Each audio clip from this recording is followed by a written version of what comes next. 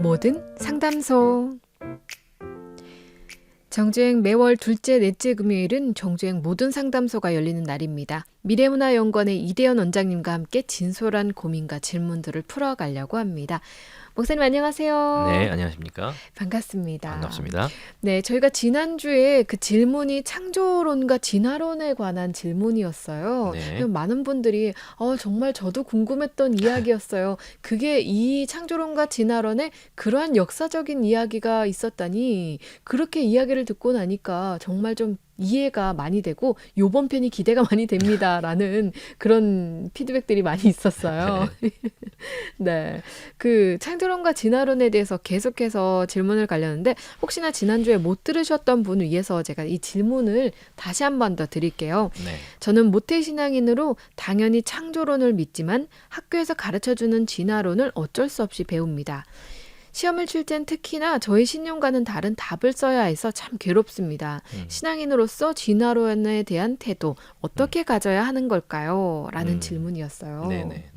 그러니까 그 방금 말씀드린 것처럼 지난 시간에 역사적인 이야기를 다뤘는데 조금 그래서 역사적인 것을 따져봤을 때 우리나라에서는 근본주의적인 시각을 가지고 있기 때문에 과학과 성경, 이 신앙을 약간 대립적인 각도로 본다라는 이야기를 나눠주셨어요. 네.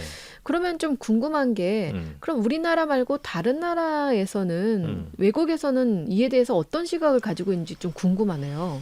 네, 아무래도 이제 신학의 전통이 오래된 서구에서는 사실은 아주 오래전부터 이런 과학과 그 신앙의 관계에 대한 논의가 오래전부터 있어 왔고 어, 우리 한국 교회는 그걸 갖다가 오랜 시간 동안 그걸 뭐랄까요? 수용하지 않고 그냥 있는 그대로의 것을 지켜왔기 때문에 요즘 들어서 이제 최근에 들어서 이런 일들이 나타나고 있지만은 서구 신학교는 굉장히 오래됐고 이런 그 논의들에 대한 다양한 스펙트럼이 존재합니다. 다양한 스펙트럼이 존재하고 조금 우리하고 다른 게 뭐냐면 우리는 아무래도 이제 사회 자체가 집단주의 사회다 보니까 그러니까 개인의 의견보다 우리의 의견으로 간주하는 경향이 있잖아요. 네. 그래서 이제 이것이 그러다 보니까 개인의 의견들이 쉽게 분출되지 못하는 경향이 있는데 서구는 개인주의 사회다 보니까 개인의 의견을 존중하는 분위기가 있어요. 그러니까 다양한 스펙트럼에서 과학과 신앙과의 어떤 이런 특히 이제 진화론, 뭐 창조론 이런 거의 관계에서 어떤 논의들이 다양하게 일어나고 있고 이게 상호 존중되는 분위기가 좀 있는 것 같아요. 근데 우리 한국 사회에서는 이제 이게 쉽지 않다 보니 최근에 들어와서 이제 이런 분위기들이 조금씩 소개되고 있고 이제 등장하고 있다고 볼 수 있을 것 같아요. 그 참 말씀을 듣다 보면은 느껴지는 게 우리가 평소에 늘 이것만이 옳다라고 생각했던 게 우리나라의 역사, 기독교 역사 이런 것들을 살펴봤을 때 좀 그런 경우가 많잖아요. 그래서 뭐 이것이 옳다, 저것이 옳다 사실은 조금 공부를 많이 해야 될 것 같다는 생각은 들어요. 네, 공부 많이 하셔야죠. 네, 그 외국에서는 또 그렇게 생각하고 있는데 그것이 뭐 다 틀렸다라고 말할 수도 없는 거고 우리가 생각하는 게 무조건 옳다라고 말할 수도 없는 거잖아요. 그래서 이 모든 상담소 시간 통해서 네. 많이 공부하는 시간입니다. 네. 자, 그럼 오늘은 이제 본격적으로 이 질문자에 대한 대답이 이제 이어질 것 같은데요. 네. 이게 이제 조금 전에 그 질문했던 거 조금 연결시켜서 조금 더 말씀드리면 과학신학이라는 분야가 있어요. 그래서 우리나라에도 이런 분야에서 지금 연구를 하시는 분들이 몇 분 계시는데 네. 저는 이제 이런 분들하고는 결이 달라요. 이런 분들은 이제 과학에 대한 전문적 이해도 굉장히 깊고 신학에 대한 그 역사적인 어떤 배경이라든지 또는 현재 서구에서 아까 말씀드린 진행되었던 이런 그 논의의 진행 과정에 잘 알고 계시는 분들이죠. 그래서 훨씬 더 전문적으로 설명이 가능한데 저는 이렇게까지 설명할 수 있는 부분이 아니고 다만 저는 선교학자의 입장에서 이런 그 과학과 신학의 관계를 한번 조명해 볼 필요가 있지 않을까라는 생각이 좀 들어서 그 부분에 대해서 좀 설명을 오늘 드릴까 해요. 근데 제가 이제 질문 하나 드릴까 해요. 우리 기독교 신앙의 중심은 뭘까요? 하나님의 말씀이죠. 그렇죠. 뭐 네. 두말할 거 없어요. 그러니까 이게 제가 가끔 이제 어디 가든 질문을 잘하거든요. 근데 제가 드리는 질문들은 되게 보면 되게 뻔한 질문들이에요. 근데 너무 뻔한 질문인데도 제가 이게 교수가 질문을 하니까 학생들이 대답을 당황해. 저게 무슨 의도가 깔려 있는 게 아닐까? 이러고선 대답을 안 해. 근데 사실 답은 성경이 하나님 말씀. 너무 쉽잖아요. 기독교 신앙의 핵심과 중심은 그 기둥은 하나님 말씀 성경이에요. 그렇죠? 그러면 제가 이렇게 말씀드릴게요. 성경이 기록된 게 가깝게는 한 2000년 전부터, 좀 멀게 보면 한 3500년. 그럼 성경의 기록 목적이 뭘까요, 목사님? 하나님의 백성들을 하나님께 다시 이끌기 위해서 사랑으로 음. 쓰신 게. 그러니까 그 설명도 다 맞는 말이에요. 아니야. 우리가 웃고 있지만 사실은 웃을 게 아니라 그거 맞는 말이에요. 음, 그러니까 아주 좀 쉽게 말씀드리면 이거예요. 하나님 백성들에게 하나님의 뜻과 의지가 무엇인지를 전달해 주기 위해서, 음, 그래서 하나님 앞으로 돌아오게 만들기 위해서 사실은 하나님의 말씀을 기록하신 거잖아요. 네. 그러니까 하나님의 성경을 기록하신 목적은 그게 다예요. 음, 자, 창세기 1장부터 요한계시록 마지막 장까지 쭉 이어지는 내용들이 그거란 말이죠. 음. 그런데 그러면 이제 또 다른 질문을 하나 드릴게요. 우리가 과학에 대해서 얘기하니까. 그럼 과학의 목적은 뭘까요? 어, 과학의 목적이요. 네, 글쎄요. 과학의 음. 존재 이유가 뭘까? 목적이 뭘까요? 세상을, 저도 과학에 대해서 잘 모르지만, 뭔가 이 세상의 많은 것들을 잘 연구해서, 밝혀내서, 이 음. 세상을 더 좋게 만들려는 목적이 아닐까라는 그렇죠. 생각이. 이게 너무 상식적으로 얘기하면 그게 맞는 말이에요, 사실은요. 어, 과학은 뭐냐면, 이게 과학의 도구는 이성과 합리성이거든요. 이성이거든요. 음, 이성이고 과학적인 어떤 이 과학적이라는 게 사실 이성의 논리에 부합한 거거든요. 음, 그러니까 이 과학적인 방식으로 자연 세계를 탐구해서 그 원리와 그다음에 그 원칙을 밝혀내고, 그걸 우리가 이제 순수 과학 혹은 기초 과학이라고 얘기를 한단 말이죠. 그 밝혀낸 원리를 가지고 응용을 해서 우리 인간의 삶을 윤택하게 하는 데 사용되는 것이 과학의 기본적인 음, 방식과 목적이에요. 네. 그러니까 과학의 목적은 인간의 합리성과 이성의 방식을 기준으로 해서 자연 세계를 탐구하고 그 원리를 밝혀내서 인간의 삶에 윤택하도록 발전시켜 나가는 것. 음. 이게 과학의 목적이에요. 그러면 지금 성경의 기록 목적과 과학의 기록 목적이 일치할까요, 일치하지 않을까요? 이렇게 말하고 보면은 조금, 이게 좀 교집합이 있는 것 같기도 하네요. 그러니까 기본적으로 교집합은 존재하지만 성경이 기록된 목적은 하나님의 말씀을 우리에게 사실은 하나님의 의도, 하나님 뜻을 알려주시기 위한 목적으로 기록된 거예요. 음, 그것도 2000년에서 3500년 전에. 그렇다면 그때 기록된 그 하나님 말씀이 그로부터 천수백 년 후에 혹은 2000, 3000수백 년 후에 발생하게 되는, 우리가 17세기, 18세기에 돼서야 비로소 분출되기 시작하는 과학적인 방법론에 부합되도록, 그것에 만족시키도록 기록됐을까요? 그렇진 않죠. 당연히 그렇지 않죠. 음, 예하고 상관없이 음, 과학적인 방법과 전혀 고려 대상이 아니에요. 음, 핵심 뭐냐면 하나님의 의지와 뜻을 하나님의 백성들에게 전달하는 게 하나님의 목적이에요. 음, 그것이 또 더군다나 하나님께서 만약에 어떤 의도를 가지고 계셨다면, 인간적인 면을 의도로 가지고 계셨다면, 가능한 한 그 사람들이 살고 있는 세계, 성경을, 하나님의 계시를 받는 사람들이 살고 있는 세계에 살고 있는 사람들이 이해할 수 있는 방식으로 전달이 됐을 거예요. 음, 그러니까 그들의 세계관은 17세기 이후에 발생하게 된 과학적인 세계관과는 전혀 부합되지 않는 세계관이겠죠. 그렇잖아요. 그러니까 우리가 이거를 놓치면 안 된다는 거예요. 성경이 기록된 목적이 과학적인 목적을, 과학이 원하는 것들, 음. 과학이 나아가는 방향들에 부합되도록 설정되어 있지 않다라는 거예요. 아하. 그러니 과학적인 방법론을 가지고 기독교 신앙의 정수에 기록된 성경의 진위를 판단하고 그 다음에 그것이 옳다 그르다고 설명하는 것이 과연 합당하냐는 거예요. 합리적인 방식이냐는 거예요. 음흠. 그게 이성적이냔 말이에요. 음, 그게 옳은 방식이냐는 거죠. 누구도, 이거는 기독교인들뿐만 아니라 비기독교인들도 가만히 생각해 보면 맞지 않아요, 사실은요. 그죠? 성경이 기록된 목적과 과학이 추구하는 목적이 다른데, 목적 자체가 다르고 방법론 자체가 다른데, 그것을 갖다 다른 대상에다가 억지로 적용해서 옳다 틀리다 판단하는 것은 옳지 않다라는 거죠. 틀렸다는 거죠. 아예 노선이 다른 거기 그렇죠. 때문에. 그렇죠. 기본적인 이게 범주가 달라요, 범주가. 음, 그리고 또 반대의 얘기를 우리가 할 수 있겠죠. 그렇게 기록된 성경으로 과학적인 결과물들, 그러니까 성경에 기록되어 있지 않고 성경에 의도하지 않았던 과학적인 결과물들에 대해서 옳고 그르다는 것을 판단하는 것이 과연 신앙적인 것이냐는 거죠. 그러니까 우리가 요 질문은요, 우리가 가만히 깊게 생각할 필요가 있어요. 그러니까 왜 우리가 지난 시간을 통해서 과학과 신앙이 대립될 수밖에 없었던 배경에 대해서 제가 설명해 드렸잖아요. 이 대립적인 배경에 대해서 그러니까 어쩔 수 없는 상황 속에 발생했고 그것이 지금까지 우리에게 이어져 내려오고 있는 거예요.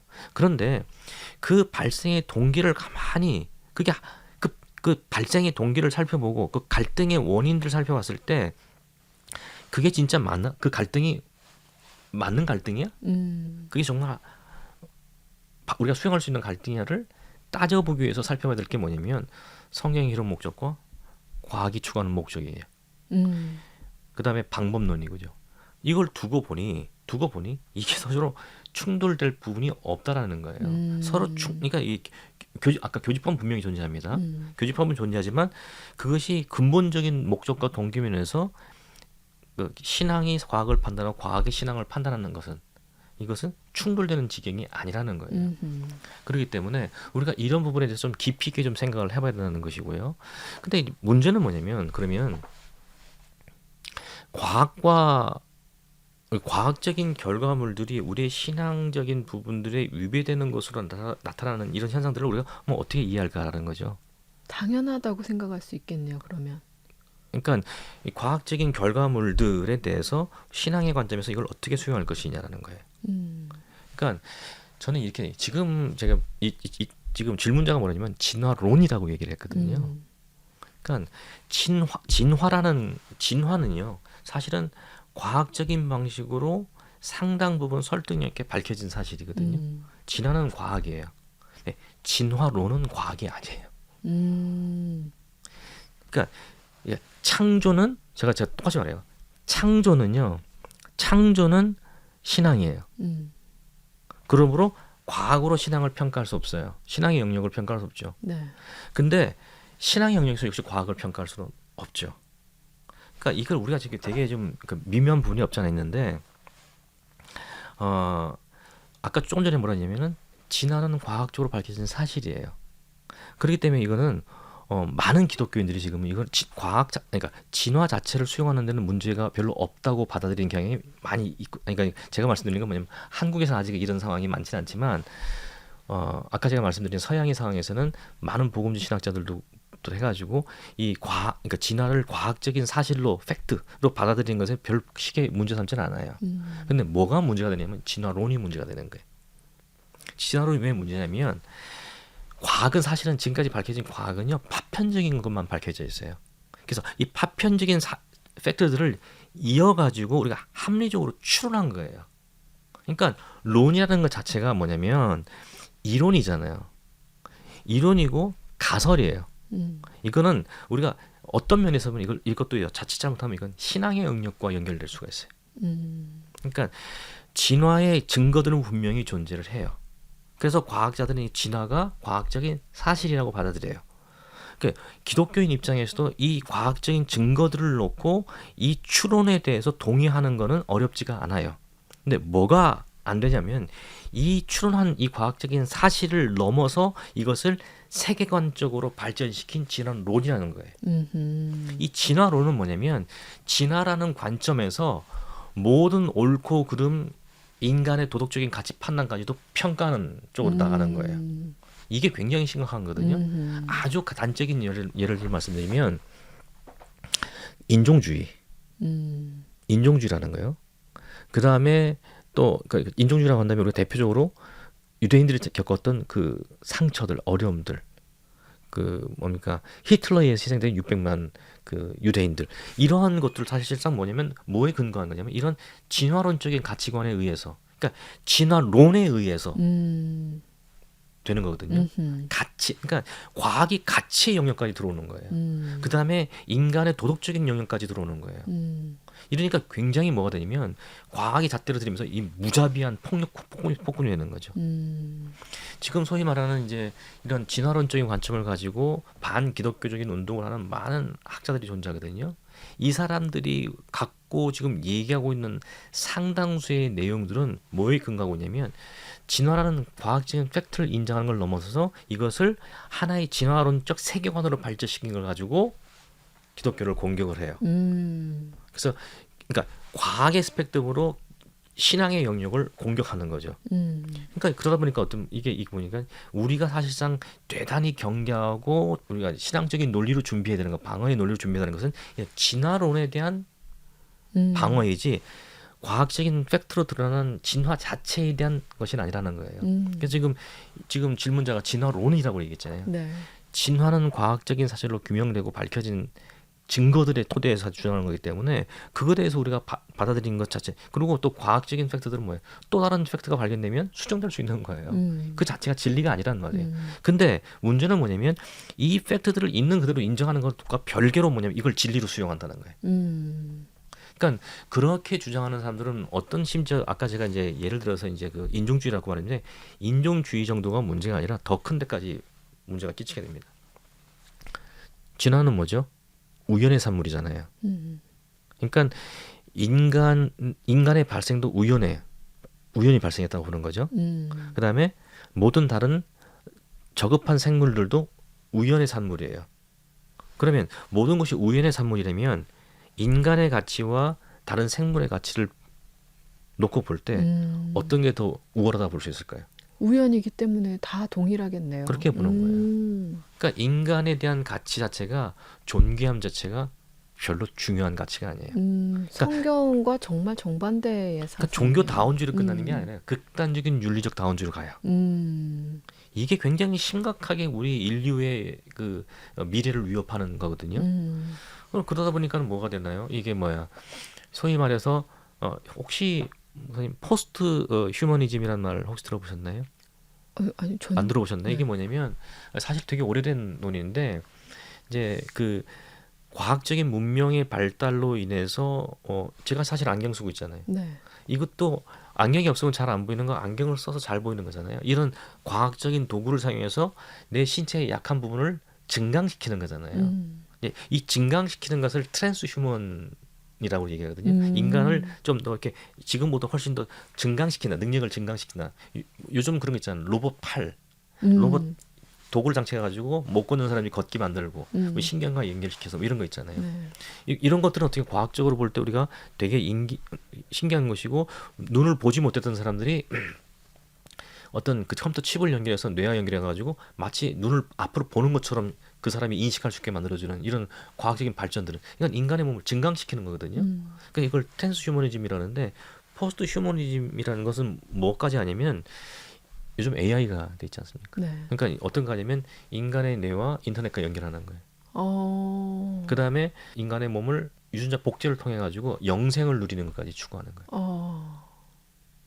이런 것까지도 도덕적으로 문제가 없다고 보는 거예요. 그 다음에 아이를 태어날 때 유전자 조작을 통해서 자기가 원하는 아이를 낳게 하는 거예요. 그러니까 자연의 섭리나 이런 걸 다 무시해버리는 거예요. 무시해버리고, 그러니까 하나님의 섭리 자체가 뭐 인정될 수 없겠죠, 당연히. 그리고 뭐냐면 인위적인 조작, 또 뭐냐면 인위적인 진화의 과정으로 봐야 된다는 거예요. 그 영화 있는데 2015년에 나온 영화거든요. 그 휴 잭맨이 그 악인으로 나온 영화인데, 그 어떤 게 나오냐면은 맨 마지막 장면을 뭐냐면 그 로봇을 만들었던 사람이 죽어요.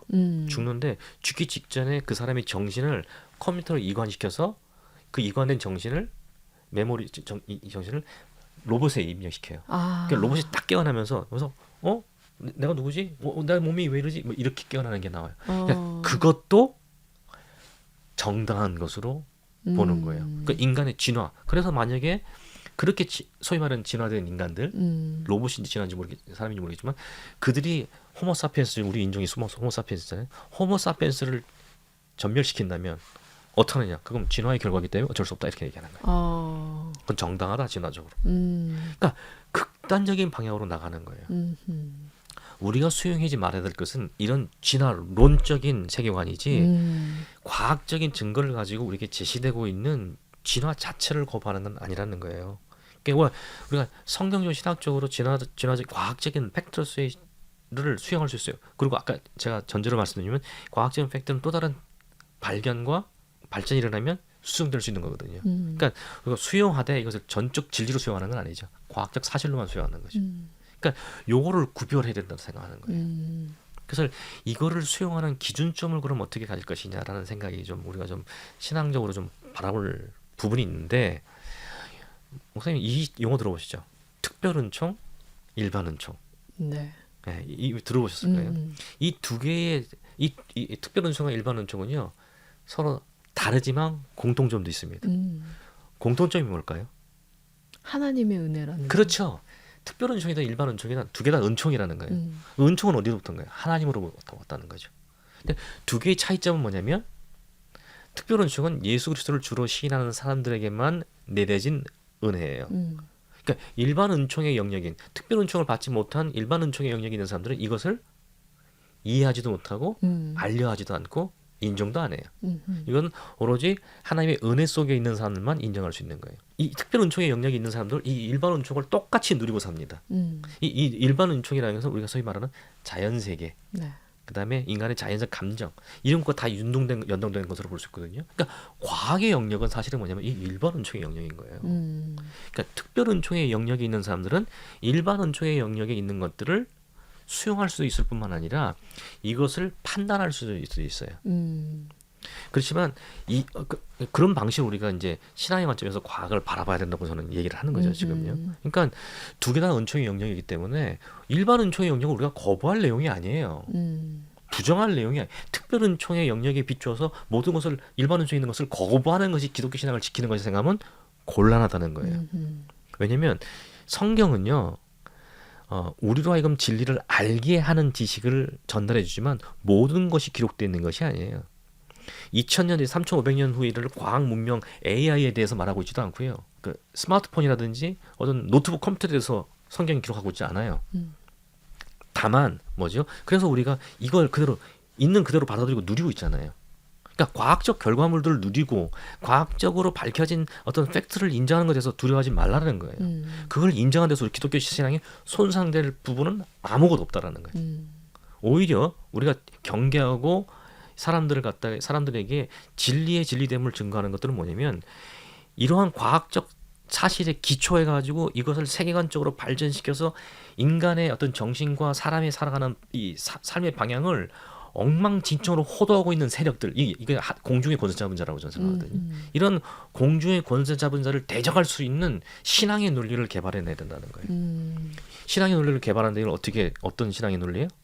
일반 은총이 있는 사람들이 고개를 끄덕일 만한 신앙의 논리를 개발해야 된다는 거예요. 근데 과연 그리스도인들이 그 노력을 하고 있는지라는 거예요.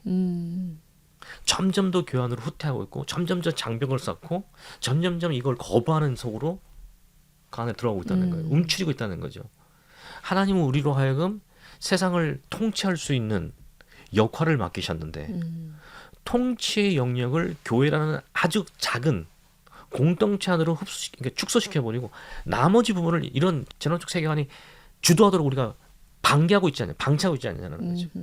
이거는 기독교 신앙인으로서의 책무를 우리가 방해하고 있는 것이라고 저는 생각을 해요. 저는 지금이라도 늦지 않았으니 우리가 일반 은총의 하나님의 은총의 영역을 있는 그대로 수용하는 것을 두려워하지 말고 오히려 이것을 이용해서 진리를 대적하는 어떠한 이 세력화된 어떤 공중의 권세 잡은 이런 론 세계관들을 대적할 수 있는 성경적 세계관에 기초한 대항마들을 자꾸만 양육해야 된다는 거예요. 그걸 위해서 우리가 자녀들을 갖다가 다양한 분야에서 일을 하고 다양한 분야에서 하나님 나라의 영광을 위해서 하나님 나라를 위해서 그 회복을 위해서 선교의 전선에서 일할 수 있도록 지원하고 인도해야 된다고 저는 생각을 하는 것이죠. 그렇죠. 오늘의 모든 상담소 역시 결론은 공부하고 공부는 해야 돼요. 안 하면 안 돼요. 공부를 하고 더 신앙적으로 쌓아가야 된다. 네, 이 공부하는 것이 비신앙적이 아니에요. 이 공부하는 것이 신앙 행위예요. 네, 이거를 제발 좀 이해를 했으면 좋겠어요. 교회 안으로 자꾸 들어가고 좀 편한 어떻게 보면은 저희가 이제껏 해오던 것들 이제껏 살아오던 대로 편안하게 사는 게 그것이 신앙을 지키는 것이 아니고 이제는 조금 더 공부하고 무장해서 그것들과 싸워서 이길 수 있는 힘을 기르는 것 이게 그냥 뭐 해도 되고 안 해도 되는 선택의 문제가 아니고 이것이 의무다라는 생각을 가져야 될 것 같습니다. 그러니까 지금까지 교회가 해왔던 방식대로라면 교회 안에 있던 애들이 교회 밖 세상을 간다는 얘기는 뭐냐면 전혀 반대되는 세상으로 들어가는 거예요. 그러니까 이 세상에 들어가서는 뭐냐면 살기 위해서 이 세상의 것을 수용을 해요. 그 여기 와서는 안 그런 척한단 말이에요. 그 이쪽에 들어가서는 자기가 기독교인이 아닌 척하는 말이에요. 이걸 지금 우리가 의도하지 않은 결과들을 자꾸 조장하고 있는 거예요. 그렇죠. 그러니까 하나님이 창조하신 창조 세계인데 이것을 우리가 주인 역할을 하게 하는 것이 이것이 왜 문제가 되냐 말이죠. 적극적으로 참여하고 적극적으로 변화시킬 수 있는 이러한 우리 다음 세대를 길러내야 된다는 거죠. 그러기 위해서 좀 교회 문화들도 조금 변화해야 될 필요가 있을 것 뭐 같아요. 말할 것도 없죠. 네. 지금 우리 아이들이 정말 신앙으로 무장돼서 이것에 휘둘리는 것이 아니고 컨트롤할 수 있는 정도로 성장할 수 있도록. 네. 저는 그래서 기독교인들은 세상을 주도하는 자들이 세상을 따라가는 자들이 되어서는 안 된다고 얘기를 해요. 근데 현실적으로 보면은 기독교인들이 세상을 따라가는 성향들이 많죠. 그렇죠. 네. 어쩔 수 없이. 왜냐면 답을 모르는데 답을 가르쳐 주지 않으니까. 방향을 알고 싶은데 방향을 가르쳐 주지 않으니까. 그냥 기독교인이란 이런 것이 이렇게 하는 게 신앙인이라 생각해서 그냥 세상에 들어가서는 세상의 원리와 방식들을 따라가는 거죠. 교회 안에서만 교회의 원리 원칙을 따라가는. 그나마 그것도 그렇게 잘 되고 있는지는 모르겠어요. 네, 저희가 오늘 이 모든 상담소 시간을 통해서 조금 좀 더 공부하고 더 무장해야겠다라는 도전을 많이 얻게 되는 네, 귀한 자기를 위해서 시간이었습니다. 공부하라는 얘기죠. 학자가 되라고 공부하라는 얘기는 아닙니다. 그렇죠. 네, 오늘 이렇게 저희의 귀한 진솔한 고민들을 함께 풀어주셔서 정말 네, 감사드립니다. 고맙습니다. 네, 다음 시간에도 기대하도록 할게요. 다음에 네, 뵙겠습니다. 네, 감사합니다. 수고하셨습니다. 네, 지금까지 미래문화연구원의 이대현 원장님과 함께했습니다.